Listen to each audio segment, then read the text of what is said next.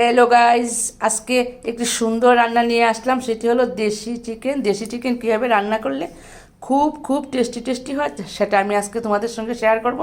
তার জন্য মাংসটাকে আগে নিয়েছি, দেখো আগে খুব ভালো করে ম্যারিনেট করে নেব। ম্যারিনেট করার জন্য এখানে হলুদ, তারপরে এখানে 4-5টা কাঁচা লঙ্কা দিয়েছি, আর কালারের জন্য একটু লাল লঙ্কা দেব। এখানে মাংস আছে 1 কিলো, আর জিরাটা একটু বেশি পরিমাণে দিয়েছি। তারপরে ধনিয়ার গুঁড়ো, তারপরে সরিষার তেল, সব কিছু দিয়ে আমি ম্যারিনেট করে নেব। স্বাদ মতো নুন, তারপরে এখন দেব পেঁয়াজ। সব কিছু দেওয়া হয়ে গেছে, এখন আমি খুব ভালো করে মেখে নেব। খুব ভালো করে মাখাটা হয়ে গেছে, এখন আমি ঢেকে রেখে দেব 20 মিনিট। এবার ঢেকে দিলাম। মাংসটার মধ্যে কয়েক পিস আলু দেব, সেই আলুটা আমি এক্ষুনি ভেজে নিচ্ছি।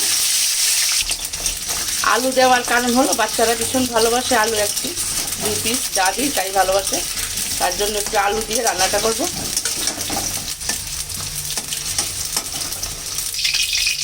এখন ফোড়নে থাকবে তেজপাতা, এলাচ, কয়েক গুঁটা শুকনো লঙ্কা। এবার থাকছে রসুন ছেঁচা। রসুনটা একটু লাল হলে, বাদামি কালার ধরলে আমি দিয়ে দেবো পেঁয়াজটা। কালারটা ধরে গেছে, এখন পেঁয়াজটা দিয়ে দিলাম। এই পেঁয়াজটা একটু কষা কষা হলে আমি দিয়ে দেব ম্যারিনেট করা মাংসটা। হয়ে গেল 15 মিনিট। এখন আমি দিয়ে দেব মাংসটা।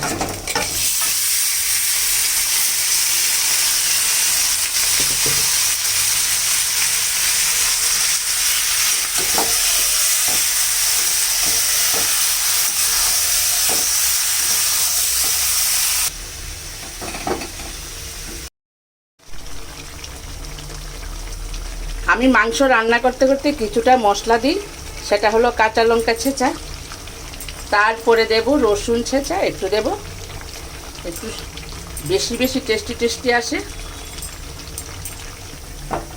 এটা আমার রান্নার স্টাইল, অত্যন্ত স্বাদে শীতের দিনে দেশি চিকেন।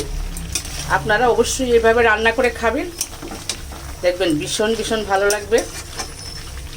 একদম কষা কষা হবে, ঝাল ঝাল কষা কষা একটি রান্না।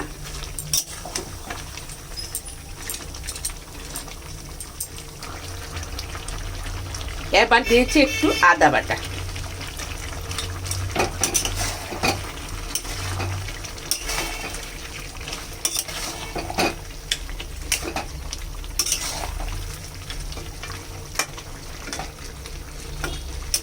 মাংস রান্না করতে খুব সহজ। রান্নার আগেই একটু কাজ, মাংসটাকে পরিষ্কার করে ধুয়ে ম্যারিনেট করে রাখতে হয় মশলা দিয়ে, সেটাই একটু কাজ। তারপরে রান্না করতে তো অত্যন্ত সহজ।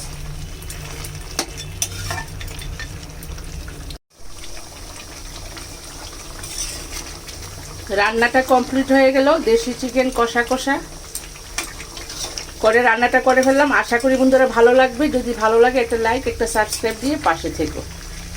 ধন্যবাদ সবাইকে।